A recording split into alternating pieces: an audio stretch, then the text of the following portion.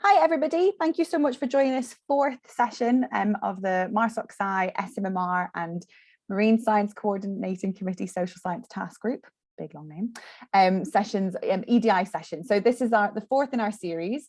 We have run these sessions since December of last year, and they've covered a range of different topics relating to equality, diversity and inclusivity and how that relates to the work we do as marine social scientists, practitioners and policymakers. The sessions that we've had so far have included discussions around gender, around race and ethnicity, access and disability. And today's session is bringing together a programme of brilliant speakers on youth voices. We've got quite a packed programme. We only have an hour and we usually have 2 speakers, but today we have 4, which is brilliant. Before we get started, just as a reminder, we are being recorded.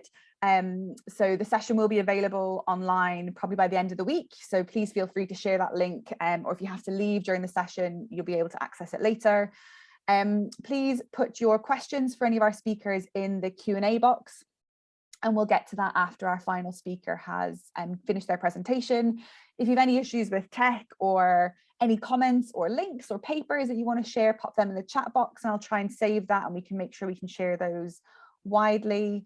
And I think that's probably all I need to say. I suppose just to give you a bit of background, as I said, these sessions are co-sponsored by the Marine Social Science Network, the Sustainable Management of UK Marine Resources Programme, and as I said, the MSCC SSTG. So without further ado, I'm going to welcome our first set of speakers. This is a group of speakers from the Marine Conservation Society, including Alice Tebb, Sophia Pinheiro and Kirsty Crawford, who are going to talk to us about a range of work that the Marine Conservation Society have been doing. So the 3 of them will be talking about different projects and different activities. And then we'll go on to Vary McCann, who will talk to us about her experience of being a young leader in this space. So I'll welcome the Marine Conservation Society team to come onto their screens. I'm not sure who's speaking first, so please feel free to, okay, brilliant. Hi, Kirsty, thanks for that. I'll stay on so that you know your screen is being shared. Thanks very much. I'll just go ahead and share the presentation. Perfect.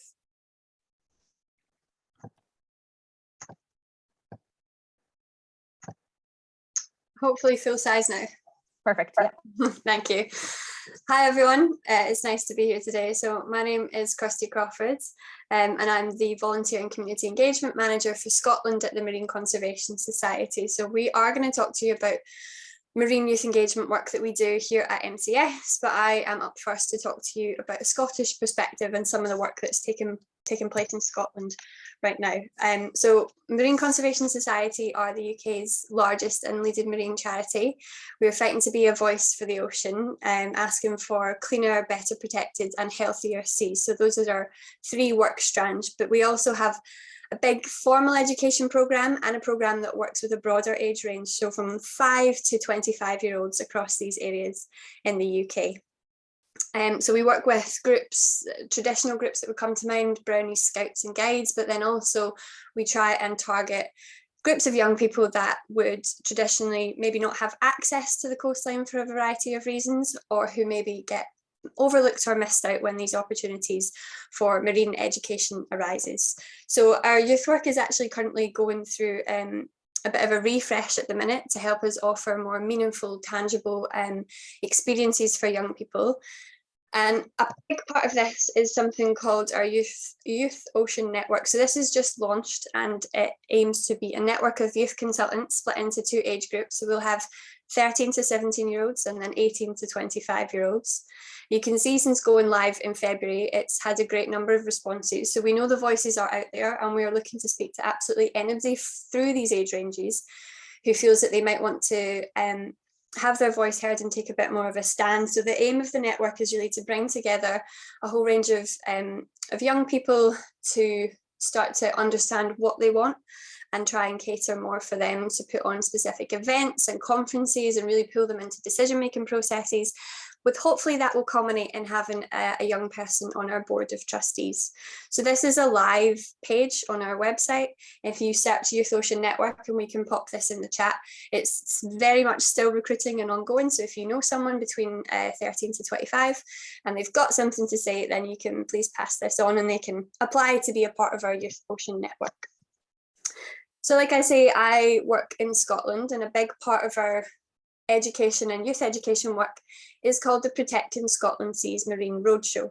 So it looks a little something like this, and it has the aim of connecting, enthusing, exciting 6,000 young people. So it started in September last year, it finishes in September of this year. So across the year, 6,000 young people in Scotland, and we've met and sort of worked with about 2,000 so far, and it's been really lovely. So what we're trying to offer is skills-based and STEM-linked workshops, trying to work with 50 different groups across the year. And we want to talk to them about topics like climate science and ocean acidification, surveying and rock pooling, but we want to make it much more hands-on and relevant to their life. And we're also making use of a travel fund that we have to engage with pupils that live in Scottish index of multiple deprivation areas, to take those that are maybe a bit more inner city or who don't have the resources to get out to the coastline as much, and try and do some hands-on learning out there on the beach.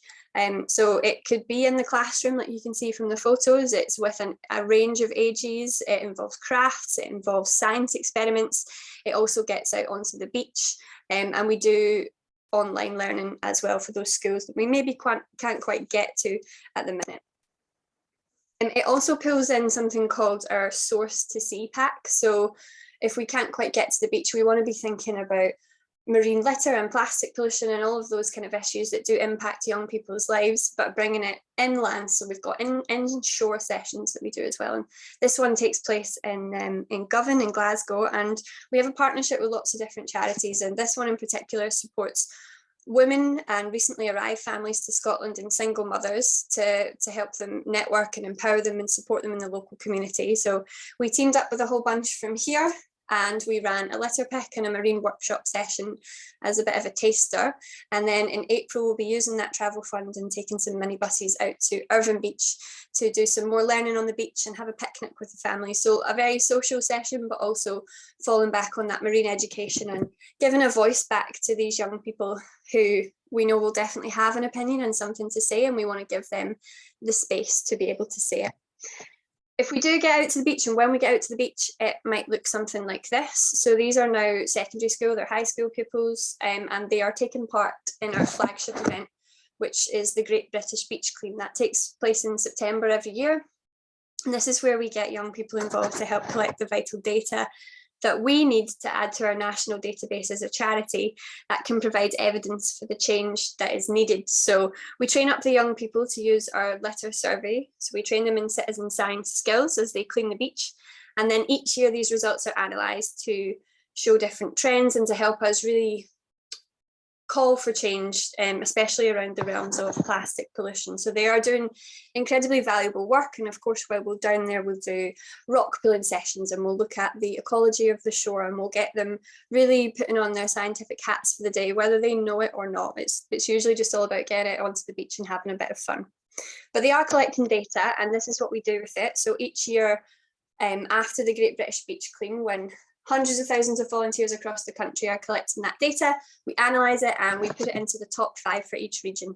So here you can see the top 5 sort of worst offenders for Scottish beaches measured over the average of 100-metre stretch. So by far and away, plastic and polystyrene comes in at number 1. We know that we do have a plastic problem, but it's nice to be able to evidence that and to show the young people from start to finish how collecting data and taking part in a wee bit of science can actually really help. And we know that this data is completely evidence-based, and it's been used to bring in examples of the plastic bag tax in 2011, the ban on cotton bud sticks in Scotland in 2019, using this as our base. And the second problem we have is something we call sewage related debris. So quite a hard topic to probably engage with, but wet wipes, especially in Scotland, they're causing havoc on our beaches. We know that they are clogging them up. We know that a lot of wet wipes are made from plastic based products that aren't simply going to disintegrate or disappear. So again, the young people are helping us collect this data, and we can link that with campaigns with Scottish Water, for example, to really try and call for a ban on plastic-based wet wipes. And we do want their voices to be a part of these campaigns that are in the public eye. Excuse me, our youth work also targets the younger age range. So down to the kind of 4 and 5-year-olds here, where we have formed a very strong partnership with certain nursery schools. And this is Hope Cottage Nursery, which is in Edinburgh. So the young people here and the teachers have really taken our messaging and our visits and ran with that to create an eco pledge and to really want to become a plastic-free nursery school. They have created a video for us of all the work that they've been doing over the last year or so. So I'll just show you a small snippet from this that will hopefully show you that even the youngest in our society do have a voice and do have strong opinions. So let me show you a wee bit of this, if it will play for me. Here we go.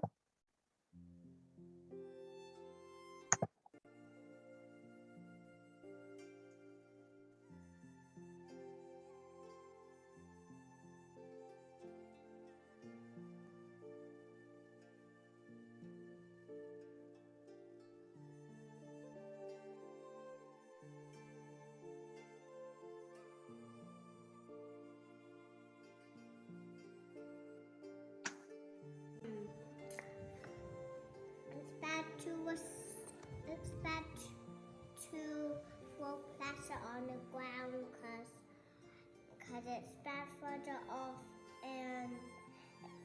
and it doesn't withstand the disintegrate, and people weren't supposed to make it, either buy it from the shops.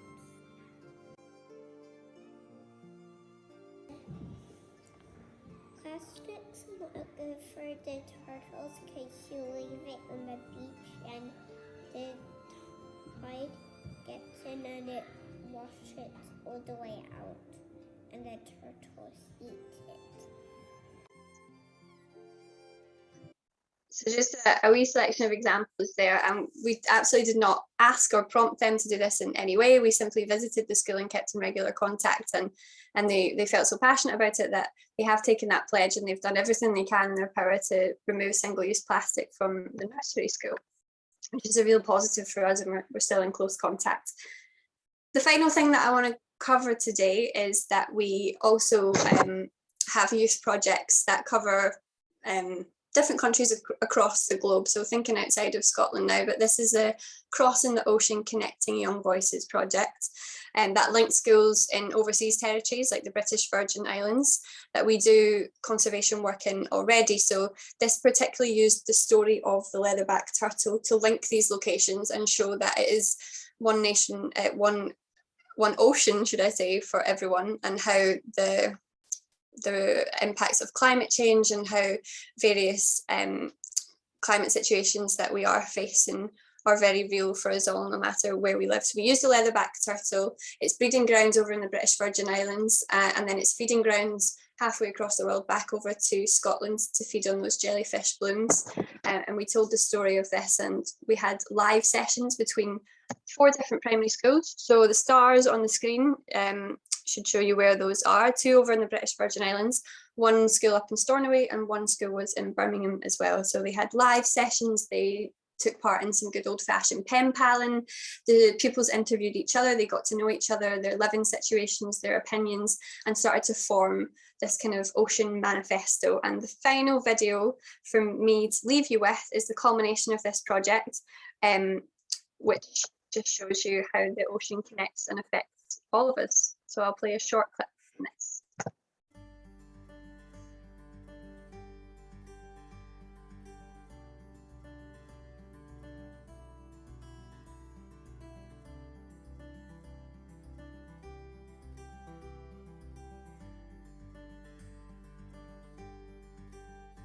What does the word ocean make you think of?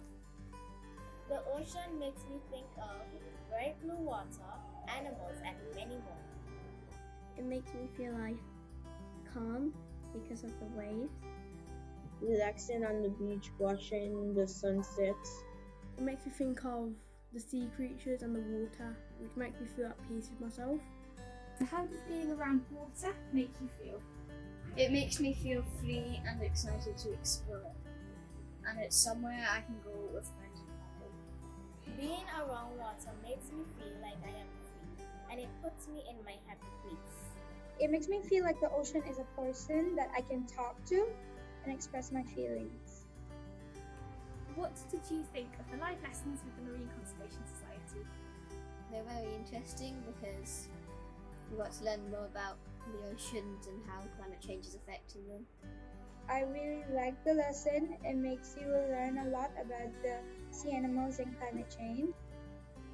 What do the words climate change make you think of? It makes me think of the earth disasters that will happen and the weather not being what it was predicted, and all the CO2 that goes into the air from the factories. Islands disappearing like Saber Rock, melting ice caps, and rising sea levels. How does the fact our planet's climate is changing? I'll just stop that there, but both of these videos are on our YouTube channel, and we'll hopefully pop those links in the chat alongside our website and our further youth work if you want to take a look. So that's everything from me. Thanks very much for listening. And next up, I think we've got Alice. Hi, thank you, Kirsty. So I'm here to talk about, along with Sophia, some project work that MCS is doing in South Coast of England in Sussex. So at Marine Conservation Society, we actually don't yet engage that well with young adults, specifically kind of 16 to 25-year-olds. And so back in 2019, we applied to the lottery for some money and for a project called the Wild Coast Sussex project. And this project is a partnership project with the Sussex Wildlife Trust, with the ISCA and with Sea Life to kind of inspire coastal communities to better care for their local sea. And as part of that project, we're leading on work with young adults. And this funding is an amazing opportunity for Marine Conservation Society to try new things and see how, we might kind of better engage young adults in the future. But, kind of how to start. How do young adults living in coastal Sussex feel about their local sea? What do they like? What do they dislike? How can we help them feel inspired about and then, take action for their local marine environment? Next slide, please. And so the Marine Conservation Society has, for a number of years now, used a kind of scientific active listening process called the community voice method. And it's a process of kind of doing a series of key interviews and then transcribing those interviews and taking the kind of common values and approaches that come out, putting them into a video and then playing that video at workshops back into the wider community to support question asking. And mostly Marine Conservation Society has run this process with older adults and young professionals. And so we had a go at kind of modernizing it slightly. Not only was the pandemic in full swing, but we thought, how can we make this video process much more engaging and active? And so not only did we take the kind of workshop process online for the first time, but we also totally kind of revamped our workshop process and tried things like, because ordinarily the workshop would have been maybe 3 or 4 hours of an evening and we would see people, but at this time, it was lockdown, everybody was still at home, so we trialed things like sending pizzas to our participants' addresses so that we could still kind of have that kind of relaxed, informal feel and keep people on. And our video, instead of being one 30-minute video, we kind of chopped it up into a series of themes and discussed each one. So next slide, please. So over the summer of 2019, we interviewed over 35 young adults living from Selsey to Hastings. The sample was a kind of even split of genders and ages, and we asked them what it was that they wanted to see more of. How could Marine Conservation Society better help young adults to take action for their local coast? And they really said that they wanted to get out onto the beach when the weather is good. They wanted to do events that were free, that were chilled out, safe, both quiet and loud, adventurous, fun, creative, with some wildlife elements, but really with a focus on mental health and feeling closer to nature and celebratory. And so what we did was we put together a kind of proposed programme of events. We separated into kind of, if you like, larger and louder and smaller and quieter events in order, and then tested them through workshops. And so now we're running a whole load of different events which are new for MCS, things like silent disco beach cleans and water sports taster days and ocean art classes, guided beach mindfulness walks, all with the intention of kind of nurturing ocean interest and, you know, eventually like supporting young adults to get into a stage where they feel like they can kind of take action for their local scene. So I'm also working on this project with Sophia, who is going to talk a little bit more about an event that she put together and her perspective as a young person at the society. So thanks, Sophia. Hi, thank you, Alice. So good afternoon, everyone. It's a pleasure to be here today. So my name is Sophia. I am a project support officer for MCS. I'm 24 years old, and today I'll just talk to you about my journey coming to work in the marine environment and the kind of work that I do at MCS. So first things first is that I'm not from a STEM background. I did social sciences. I did a BA in history with human rights and an MA in environment development and policy. So the ocean was something that I was always interested in and that was in my periphery, but that wasn't, you know, really the main focus of my studies or my work previously. So when I got the opportunity to join MCS through the Kickstart scheme as a project assistant in September 2021, I thought it would be a really great opportunity for me to learn something really new and different, but that I was already interested in, and that was linked to what I had done before, but that I could apply my experience and knowledge to as well. So it was a really great learning experience for me. And then I got the opportunity to join permanently as a project support officer. So that's why I'm here today. And I'll be talking to you about the work that I do with MCS. Next slide, please. So thank you very much. So part of my work is working with the Wild Coast Sussex program, and I recently hosted an event, and it was a clothes swap and beach clean for young LGBT people, which we did in Brighton and Hove. And this was an event with a lot of different things in mind. So inclusion and eco-anxiety and how the pandemic has affected different, you know, young people, which was really kind of, which I'll be talking about as well. But I really wanted to do a beach clean and clothes swap for different reasons. And the first was that I wanted to allow young people to engage with the local beach and marine environment and go outside and meet new people and do something fun and dynamic, but also engage with slow fashion and get some secondhand clothing for themselves, and, you know, tackle textile waste and the possibilities of a circular economy. I thought just having different things to do with this event would be interesting. And that's why also inclusion was at the heart of this. I wanted to create a safe space for young queer people within their own community that was exclusive to them, and really kind of see what would happen.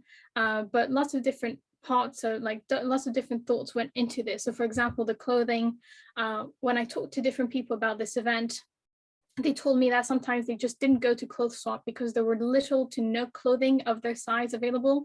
So the first thing we did was purchase clothing of a variety of different sizes so that everyone would feel welcome. But we also thought about the people that might not have anything to swap or had very little to swap. So with this, we kind of initially created a token system to allow people who didn't have clothing to swap to come in and feel welcome and participate in the event and still take clothing away with them. But in the end, we didn't use the token system because we received really generous donations from the local community, from the charity Emmaus, which allowed us to just have this clothes swap with as many clothes as people wanted to come in and take with the event. which was really fantastic. The venue was also really important. So I wanted the clothes swap venue to be close to the beach so that it was easy and quick to get to for the participants, especially with anyone who had mobility issues. And the venue had to be step-free with lifts, with accessible toilets, which we managed to do as well, which was fantastic. But, you know, this is a learning experience, and we hope that with that, you know, we'll be just able to kind of keep on improving our the way we do things. And this is why inclusion is so important, because, you know, it's a learning experience. I think we all start somewhere, but it's all about continuous learning and doing better and keeping ourselves accountable. And luckily for us, the event went really well. The participants really liked it. They showed a lot of interest in doing this kind of event as well.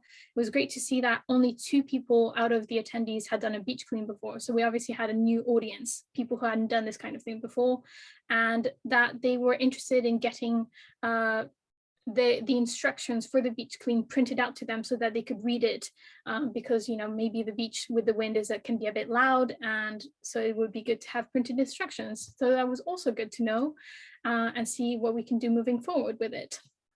But it's also interesting to offer different things, because not everyone can participate in strikes and protests for a variety of different reasons, but potentially economic and political backlash. So I think it's good to build a bridge between activism and protesting and political participation, but also the appreciation and engagement with nature and marine spaces. And it's also about supporting marginalized and underrepresented groups in the marine environment, highlighting their work, asking them what they want, what they need, and inviting them to different spaces and different events. So yeah, and with this in mind, it was also about, I think, eco-anxiety. I think a lot of young people really want to do a lot for marine environment, but there's also a lot of pressure and a lot of kind of maybe fear and frustration. And I think we can channel those emotions into positive things or positive work, and what that looks like can be different, whether that's activism or, you know, a beach clean. Anything is fine, and I think it's really up to choosing or doing what's possible or accessible for different people, but also keeping in mind that the pandemic has taken a lot from young people. You know, the past 2 years have been very intense, and it has affected, for young people, us, our lives in so many ways. It has impacted our education, our mental health, our ability to spend time with friends and family, our ability to try new things, to have fun, our employment, you know, so many different things. So I think young people are really tired, but also really want to enjoy their youth. And hopefully we can do that in different ways. So having a diverse youth voice is great to increase participation, not just for the sake of diversity, but just because we can make things better like this. But also so that we can all engage and enjoy marine spaces. And I hope that with this, we can highlight this, like the accessibility and enjoyment and engagement of marine spaces. So there you go. Thank you very much.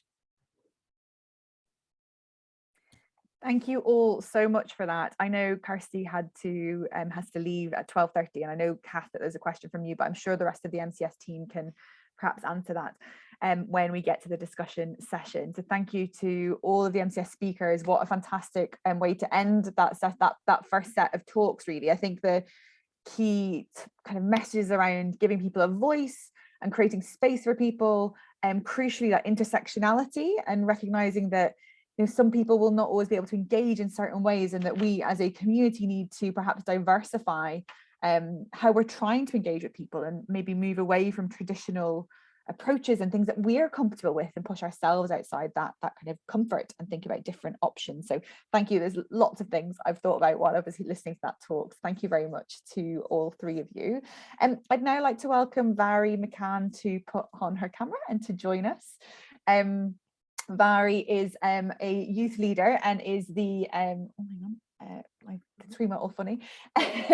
Vary is the Youth STEM 2030's founder and has done lots of incredible things as a youth leader for issues around climate change and climate action and kind of the representation of youth voices. So I think Vary will have some really useful pointers for those of us that are seeking to engage with younger audiences and younger communities, and think about how we can do that in an inclusive and accessible way. So Barry, I'll hand over to you. Thank you very much for joining us. Thanks so much, Emma, for that introduction, and it's great to be here today. So hi everyone, my name is Barry McCann and my pronouns are she, her. I'm the founder and CEO of Youth STEM 2030. We're a social enterprise that creates the platforms, the support and the opportunities that empower youth globally to be at the forefront of using science, technology, engineering and maths, or STEM, to tackle the world's biggest challenges. I'm also a National Geographic Young Explorer and currently represent Scotland as part of the World Ocean Day Youth Advisory Council. So both within and alongside my work that I do at Youth STEM 2030, I advocate for and advise organisations on how they can meaningfully involve young people in every part of their work.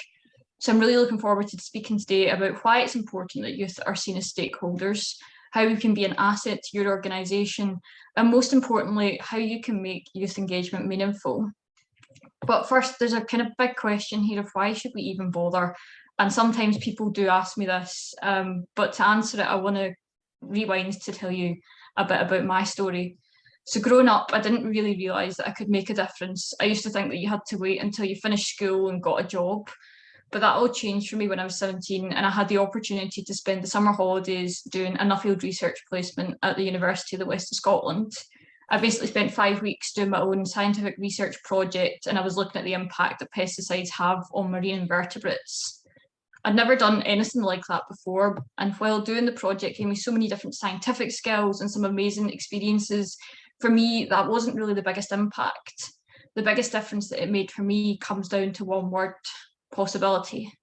It fundamentally changed what I thought was possible. And though it does kind of sound cliche to say it, that opportunity genuinely changed my life. So fast forward 6 years, and the work that we do at Youth STEM 2030 adds evidence every day that the solutions to our biggest challenges can come from anyone, anywhere. And right now, young people have such a huge untapped potential, but the structures within our society mean that many young people do not yet realise their possibility. And of course, organisations therefore don't realise the possibility of young people either. And that's why I do what I do. I want to give other young people that same possibility because I know the difference that it can make. But when it's done well, it's not just the young people that benefit from meaningful youth inclusion. While we might not yet have the years of experience, that's our biggest advantage. It means that we're able to bring new ideas and challenge the status quo. And to be able to tackle the big challenges that we face today, we need everyone to be included. And that brings me nicely to something that I think is really important to note whenever we're talking about youth inclusion, because young people are far from the only group who are excluded from decision making. Disabled people, people of colour, women and gender minorities, for example. And of course, all of these identities are intersecting. And it's not just about being in the room either. Having a seat at the table is not enough. One thing that really frustrates me is the phrase hard to reach. Young people and other marginalised groups aren't hard to reach, we're just seldom heard. If it's more accessible for youth, it's going to be more accessible for everyone. The reason that a young person might need support to be part of your board isn't because that they're young, it's because that they've never done it before, in the same way that anyone of any age would need support if they hadn't done it before.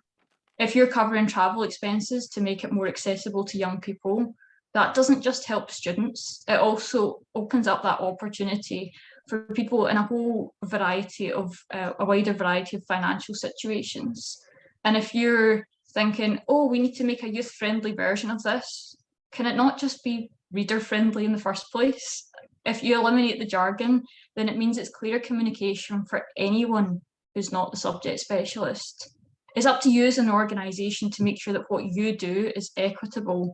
And I really think that that's a moral and a social responsibility. You know, if everyone's able to access your work and engage with your organisation, we're going to be far better placed to tackle the big challenges that currently face our oceans. So how can you go about meaningfully involving young people in your decision making? There's not a single answer here. I'm sorry, I can't give you one thing that's going to be the perfect solution, because the thing is, young people are not a homogenous group. Some young people are highly engaged in marine issues and are subject experts on it. Some young people haven't yet formed very much or any connection to our ocean because they've not had the opportunity to do so. A few years ago, I was part of a group called Reroute Scotland's Youth Biodiversity Panel, and we developed recommendations for Nature Scot to meaningfully involve young people in their work, which as part of that, we created a scale of engagement to increase young people's connection to nature, no matter what their starting point is. As organisations, you need to recognise that young people are at all different stages in that journey to being able to connect with nature or marine issues. And it's therefore up to you to be able to make sure that you're including all young people, not just those who already have a voice. And as Sophia said, there's a lot of different ways of making a difference. And that's why at Youth STEM 2030, we take an ecosystem approach to our work. There's something for everyone, no matter where you're at on your journey to becoming a change maker in STEM. One thing that I've kind of noticed a lot across marine and environmental sector, and actually more generally too, is issues around equality and inclusion when it comes to recruitment. I was once asked in a role in an interview for a role which ironically was around equality, diversity and inclusion. Of the people that were interviewing to join this group, you're the youngest by quite a long way. How do you think you'd be with that? At the time, it was my first time doing an interview like that. I didn't know what to say, but don't do that, please, because that is really undermining, but also forgets the value that young people can bring. And I think also I've kind of seen a lot of young people be told, you know, you were right there as like our top candidate or one of our top candidates for the role, but we gave it to somebody else who's done that before. How can you expect somebody that's in their early 20s to have done something exactly the same before? So, you know, I wouldn't describe myself as being in the marine environmental sector specifically, but from kind of, you know, the dips that I've had into it in interviews and from other young people that I've spoke to, it seems that it almost has to be a prerequisite to have that previous experience in a role doing the same thing, or they then expect you to have volunteered in a similar role. And that's great. Volunteering is amazing. I love volunteering, but it's also not accessible to everybody. It's also a privilege to be able to have the time and the energy to be able to do that. So recognise the work that young people are doing out with a job too, but also recognise that, you know, it's not all about what you've done before, but what you can bring in the future. I kind of recently kind of reframed the way I think about experience in the sense that, to me, experience isn't about the number of years you have doing something. That's great if you've got lots of years of doing something, absolutely brilliant. But really it's about being able to look back at the past and make connections to predict the likely outcomes in the future. There could be somebody who's been doing something for 5 years and has done that process 500 times and they've still not made the connections. Equally, there can be somebody that can have a really good skill at seeing those connections and see them within doing it for a quarter of the time. So it's not all about how long you've been doing something in terms of the value that you can bring. Another thing that's really important and really lacking within when organisations are listening to young people's voices is that young people are often not compensated for the work that they are doing. And it struck me last year, I was in a meeting which had around 50% young people and 50% older people. It struck me that we were not the same. It wasn't inherently our age that made us different, but I had this realisation that half of the people were there as part of their working day and therefore were being paid to be there, and half of us weren't. We were all at the meeting to share our expertise. We were all seen as valuable people in the meeting, but too often valuing young people as experts either in the subject matter or in their own experience doesn't seem to extend to compensating them for the work that they're doing. And the kind of another practical step that you can take, the last one that I'm going to share today, is being a vocal champion for youth from a diversity of backgrounds and shift the power that you have to us. You know, especially in a sector where who you know can be critical, people doing this is so powerful. And, you know, like I can trace back why I'm speaking here today to somebody speaking about me positively, thankfully, in a room that I wasn't in, to then leading to be able to speak today. So, you know, there's a couple of steps in between that, but ultimately that's where it came from. So be that person that champions young people, even when young people aren't there to hear you doing it. But I'm not asking you today to include young people for the sake of it. And unfortunately, I do know firsthand that tokenism can be really harmful, both to the young people participating and to the organisation. Rather, I'm asking you today to do the much harder, but the far more impactful thing, and that's to treat young people as stakeholders. If young people are part of who you aim to reach, or the decisions that you're taking will impact the lives of young people, which I think 9 times out of 10 they probably will, then young people should be as important in those discussions and the decisions as your funders and your executives. But meaningfully involving young people will be hard work. You will have to try new approaches. You'll probably get it wrong. And you might even need to do the hard thing of giving up some power so that it can be shared. It'll mean that you have to challenge the status quo and how your organisation thinks. But going back to kind of what I began with, it will fundamentally change what you as an organisation believe is possible. So when we are trying to meaningfully involve young people, as well as all those things that, that non-exhaustive list of things that you should do, there's also a lot of things to avoid. Youth washing is a really big problem. So that's where organisations or companies use young people to increase their social reputation, but without actually meaningfully involving or listening to young people. You shouldn't make assumptions about young people in terms of who they are, where they're at, what knowledge or expertise they might have, or that they know what you're talking about. You need to find that balance between ensuring that you're being accessible to everybody, while also not undermining the fact that young people can know a lot about these issues. Don't forget to recognise that young people are experienced and knowledgeable about a whole range of topics. We don't just know about being young. So often I kind of get asked, can we come and hear what a young person thinks? It's like, well, I can tell you what I think. I happen to be a young person right now. I won't be permanently, unfortunately, but remember that we also know about other things too. And as young people, we can't solve the current ocean and climate emergency alone, but especially when it comes to these issues, young people are the ones that are driving change already. So it's so vital to recognise this, to ensure that your work to empower and engage is effective and meaningful. Please don't be that backseat driver. And avoid turning young people into mini professionals by questioning whether business as usual is truly effective. Often when trying to navigate spaces that people are wanting to involve young people, it sometimes feels like you need to be something or someone else. And for a long time I didn't realise that.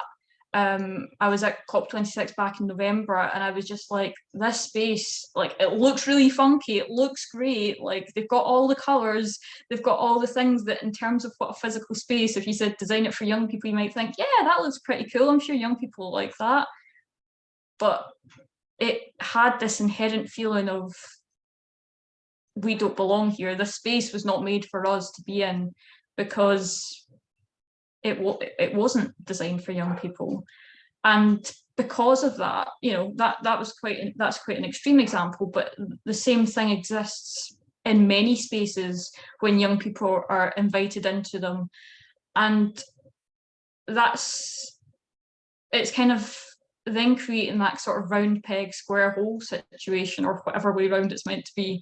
And that's, it's something that for a long time I didn't realise was happening, but now I'm then trying to have to undo that. So please embrace the usefulness that we bring and recognise that that's an asset. So overall, there's not really a single initiative or a solution to meaningful youth inclusion. And with that in mind, unfortunately, this talk won't have all the answers, because solutions to hard things simply don't come in 20-minute talks. I do want to give you a North Star, however, in the form of an analogy that I've come up with. And if you've heard this before, then hopefully it'll be just as good to hear it again, if you've heard me telling you it before. But imagine a cupcake. You've got the sponge, plenty of green icing on top, and even some sprinkles for good measure. Too often, when it comes to youth involvement, young people are treated like the sprinkles. They're a complete afterthought, an optional add-on, and if the baker wants to exclude them, you've still got an all right cake without them. Importantly though, those sprinkles are added when the rest of the cake is already irreversibly decided. By the time that you're adding the sprinkles, you can't then go back and change the sponge. What young people really need to be seen as, though, is the flour. They're there from the very beginning, absolutely integral to the cake, and the flour plays a significant role in the success of the cake. If you take it out and keep everything else the same, don't really know what you end up there with. I'm no baker, but it probably wouldn't be successful as a cake. That's not to say that the butter or the sugar or the eggs or the older people need to lose their place in the cake. Rather, that the flour just has equal power to them. And while some ways, the flour is different in some ways to the other ingredients, it's also similar in other ways, and they're seen as equals. So to be a truly inclusive organisation, if you're really serious about being the most inclusive organisation you can be, meaningful youth engagement needs to be baked into everything that you do. So I think that kind of summing up in terms of what I've said, it would be really easy to hear, that great big list of things that you could be doing or should be doing, and think that, goodness me, involving young people is going to take a whole lot of extra work. But like I said earlier, the structures in our society often exclude young people and many other groups. So dismantling those needs at least as much energy as what was needed to build them. But young people only will be a burden to your organisation if you're viewing young people as a burden to your organisation. And if you are thinking like that, you're probably not ready. But just imagine the possibilities that you can create for young people and for your organisation if you give them a chance like what I had 6 years ago. So the challenge that I'll leave you with today is not to go away and create an action plan of everything that you're going to do. Because remember, young people should be the flower there from the very beginning, not the sprinkles. The challenge that I'll leave you today is first to reflect on the possibilities. And then once you see them, get in contact and let's work together to make it meaningful. So do I really believe that young people can be an asset to your organisation? Yes. And that they can be experts? Absolutely. And that young people can change the world? Well, we kind of already are. Some people do call that naive sometimes, but there's another way of looking at that, because what older generations call naivety is what enables young people to take action, to take the risk and to start, to be able to imagine a world that is different from the one that we live in today. And in a world where we do face so many challenges, that's a really powerful thing that you can't really afford to miss. So thank you. Thank you so much, Barry. Thank you for such an insightful and inspiring talk and such advice. I love the cupcake analogy. It's one of my, I really like it. And I had forgotten it. I have heard you say it before, but I'd forgotten. And I'd written down young people are like the flower just as you started saying it. So it must have been in my brain somewhere. Thank you so much. I think some of the themes that have come out from our talks today really mirror some of those that we've heard in the previous 3 sessions. They're around creating opportunities, as Vary said, creating possibilities. They're about people, whether it's around issues for inclusion of young people, as is the case for this session, whether it's around people of varying abilities, whatever that is, it's about people feeling there is a space that is inclusive, safe, and open to their input, that their voices can be heard. And that it's down to us as a community of marine science, and particularly marine social science researchers and practitioners and people involved in policy making, to recognise that as we continue to develop new projects, build new project proposals, that we, as Vary said, we integrate this in right from the very beginning, that we bring young people on into our stakeholder expert advisory groups that happen as you're starting a project development programme, rather than later going, oh, well, we'll tag them on at the end. So some really important messaging that's kind of carried throughout all 4 of our sessions. So thank you very much for, to all of you for those fantastic talks, and for such great examples of projects and of different things that we, maybe not solutions, maybe not things that like we can go out and do tomorrow, but things that we should be thinking about, things that should get us as a community really reflecting back on our processes and what we've already done, what we've maybe done incorrectly. And actually, as I was saying, like, there's a need to maybe be a bit uncomfortable with things that have happened and think about what we can do to change that. So thank you for that. It was really, really thought-provoking. We've had some questions come in. So I will go to the first one, that's just from Kath. Kath's put in 2. So Kath's first question was for Kirsty, who I know has left, but I'm going to hopefully hand over to Alice, who might be able to respond to this. The question is, how did the MCS team identify some of the minority groups to work with as part of the scheme in Scotland? And do you have any advice for whether or not there's things that we could do here in Wales? Kath is based at Natural Resources Wales, so maybe there's some suggestions that we have about how we can do that. So Alice, I'll hand over to you on that one. Yeah, I mean, I feel like I need to start with a caveat that I had to message the team offline to ask this question to them because I wasn't involved in that project. I just wanted to, I can answer Kath's first question, which is that they use the Scottish economically deprived locations. The index is called the Scottish Index of Multiple Deprivation, and there is and then they kind of sorted the towns and villages in order to kind of assess like which school locations to target. So that was how they did that. And then, you know, with regard to reaching similar groups in Wales, I'm afraid didn't get a response to that, but we'll try and get something to you after this. Thanks, Alice. I mean, I can reflect a little bit on that, being based in Cardiff, in Wales as well. So Kath, we can do similar work with the indices of multiple deprivation in Wales. We've got the same breakdown, so it'd be possible for that to be done. That's been used, that approach has been used by projects in the past. So the Severn Estuary Partnership did some work called Discover the Severn a couple of years ago, and they used the indices of deprivation, of multiple indices of deprivation, all the way around, to identify communities in Cardiff, Newport and Barry to work on the Discover the Severn project. So that approach has been used, and I'm sure the SCP team would be really happy to have a chat with you if you wanted to talk about that. I'll come to the next question. Give me just a second. So we've got a question which I think is probably maybe for everybody. It's for an organisation looking to get young people involved in decision making when it comes to marine projects. What do we think is the best way to start out doing this? So Sophia, I might come to you first, and then Vary, I'll come to you, and then I'll come to Alice last. Thank you. I think that's a good question, and one that I don't think there's one clear answer to. Again, I think perhaps this has been probably talked about in different ways, but I think the first thing to engage young people is to talk to them and listen to them, see what they want, see what they need, and, you know, reach out to different communities, because again, there's so many different young people in the UK.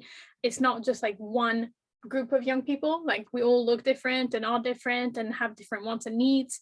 So I think talking to them and listening to them and seeing what we want and need would be step one, but then also implementing them and really working with them, making sure that, you know, they also get something back from this, because I think, as has been said, a lot of the time young people maybe not be compensated or might not get really anything from this. So I think really returning this kind of, not the favor, but this experience for young people as well, I think is, probably a good way to start. So listening, talking to them, and also making sure that they also get something from this, so that this can also be passed on, and reaching out to communities, because everyone is different.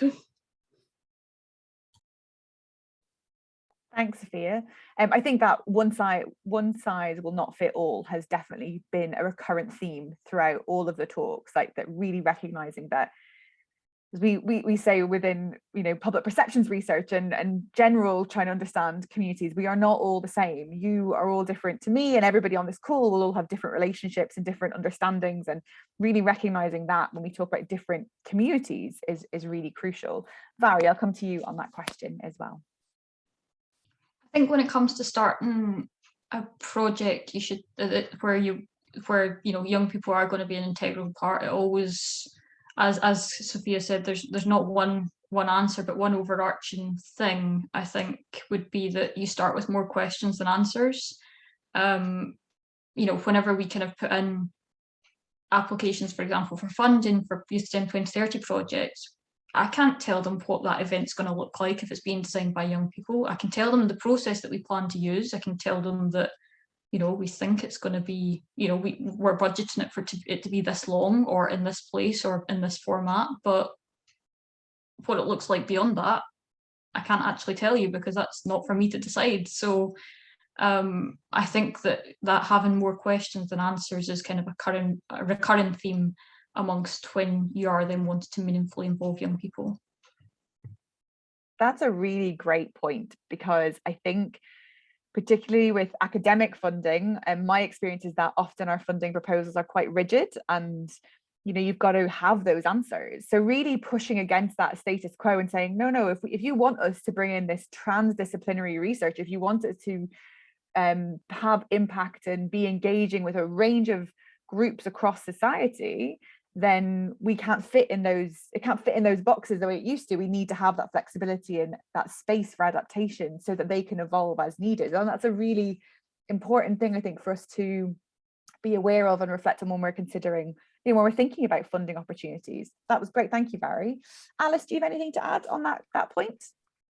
Yeah, I mean, I guess the only quick thing is that we found that I suppose there are, you know, with regard to kind of like youth organizations, like there are gatekeepers who can kind of help. So if I'm just thinking of the question was, you know, what is the best way to start out? So there will be in your area things like youth councils, youth parliaments already in your area who are already a group of young people who have opinions on things and want to say them. So like that could be a good place to start. They're usually really kind of open to you know, kind of, I suppose, a consultation and how it's used. And then you know, you can kind of build wider, but obviously just being really clear about which, if you like, kind of demographic of young adults that you want to be working with. Like that's something for the Wild Coast Sussex project that we've had to be like really clear about, that, you know, exactly, because one size doesn't fit all and one amount of funding will not reach all. So like, who are you specifically trying to reach? Know that, and then you can build your research up from there. That's great. Thanks, Alice. And then just last question, Barry, this is for you, but again, actually, I think there could be some, I think it kind of follows on from the last couple of questions, really. Again, this is from Kath, who thanks you for such a refreshing perspective and very real grounding of how we can include people who happen to be young in our work. She's asking, how effective is co-development with youth, and is this something you'd advocate? I think from some of what you'd said, it probably is, but I'll come back to you on that. And so for a public initiative where we would like to ensure youth are welcomed and valued to participate, should we design the approach with young people, and what routes can we use to identify willing individuals? I think Alice gave us some insight into some of those groups and some of the ways we might be able to identify people. But Barry, I'll come to you first. Is there anything else you'd like to add on that final question from Kath, and I'll go around to the other two speakers to finish up. Yeah, so I think to me, co-design is a very powerful thing, and I say that not just because it's what, you know, kind of underpins all the work that we do at Youth STEM 2030, but because I've seen it firsthand, having been, you know, on the other side where I am a young person who's taken part in a co-design project. Like, being meaningfully listened to is not something that outside of those projects I really felt like there was like something that existed. And it's the word that comes up to me to describe it is it's very empowering to have what you say valued, listened to. I think that, you know, it was through co-design that I realised that I could make a difference. You know, I couldn't give you a full recount of the past 6 years, but after doing my Nuffield placement, I then got involved in volunteering with organisations like Young Scot, and they kind of also heavily use co-design in their work. And, you know, it's only then when you look back afterwards and you're like, yeah, six years ago version of me didn't really think that I could do anything that would do anything. So I think it's very powerful when done right, but there's a kind of a warning hazard sign of take care, because some people describe what some people describe as co-design is nothing more than consultation, and consultation has its place, but it's not inherently bad. But if you want to meaningfully engage people, it's not generally enough on its own. And in terms of kind of where to identify young people, I think that, again, the answer comes back to there's no one place. If you want to get the broadest range of young people involved, you know, it's quick to say, oh yeah, we'll put it on social media. I didn't have a social media account until 2 years ago. Like, I went through all of school not having any social media accounts. So But yeah, you need to go down lots of routes. You can't just go to schools, you can't just go to social media, you can't just go to youth clubs, because that will get you some young people, but it won't get everybody. So it needs to be a kind of a pick and mix approach, I think, is probably best if you want to meaningfully engage as wide a range of young people as possible. Thanks, Barry. Alice, Sophia, anything to add just as we come to an end?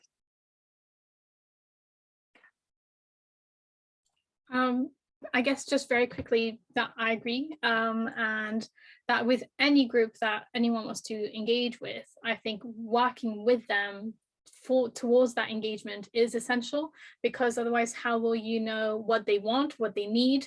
How will you empower them then to join as well and to speak up and for them to be heard? I think that's absolutely essential to work with the groups you want to engage with, to be successful, not only on your side, but on their side, because if this is your goal, to work with them and to engage with them, then they also have to feel like they are listened to and like they are being heard, and what they want and what they need is accessible for them, and just like the changes that are necessary and the changes that are needed can be made with them, because yeah, I think this is just how it goes, organically, by just kind of working with them. There's obviously different steps and it's a learning curve and it's not going to be perfect, but I think that's just the way to start anyway. And then after that, it's just about, I think, keeping ourselves accountable, keeping on learning, and then doing better, I guess. Thank you so much. And just to kind of summarize, I guess that was one of the things I was going to say, actually, that learning curve, that journey, because I think one of the things that I think is probably important for us to recognize is that it's not a one size fits all, and it's not a one-stop shop, right? That there needs to be this continual reflection, and that group of people will change and will grow, and you'll have new people coming in. So what worked 18 months ago might not work in 18 months time. So really making sure that's something that reflective approach to engaging with different audiences is part of what we do, and building that into our work. And I think it's a real I think the sessions have really been a challenge to those of us working in project design and community engagement and research, to really ensure that we are thinking about that really diverse set, that pick and mix approach that Valerie mentioned, to ensure that we are engaging in the most meaningful way and that people have a voice. It's so frustrating, and we've all been there, we've all felt unheard, and that's the most frustrating thing to experience. So making sure that we are not perpetuating that, and that we're not engaging in things that are kind of tokenistic approaches. So really fantastic suggestions, advice, insight from all four of our speakers. Thank you so much to all of you for such a fantastic set of talks. It's been really fascinating to listen to you all. I'm so grateful to have you be part of the session. For those that are still here, I know our numbers have dropped a little bit because we've gone into the next hour. For those that are still here, the recording will be available probably tomorrow, and I'll make sure to send that around. You can catch all of the other sessions on the MarSocSci YouTube channel, and they'll be on the MarSocSci website by next week as well, all 4 sessions. So please feel free to distribute those links, to send them around to other people you think might be interested. But also, if there are other topics you want us to cover, if there are other things or other speakers that you think could kind of be part of this program, this is the final talk in this series, but the MarSocSci network are definitely keen to continue it as part of our ongoing webinar series that we run anyway. So we're really, really happy to hear from other people who might have research or projects that they want to tell other people about. So please get in touch if you'd like to do that. Thank you all so much for coming. Thank you for such great questions. Thank you to our speakers. Stay safe and well, and I hope the sun is shining for you all wherever you are. Thank you very much. Take care.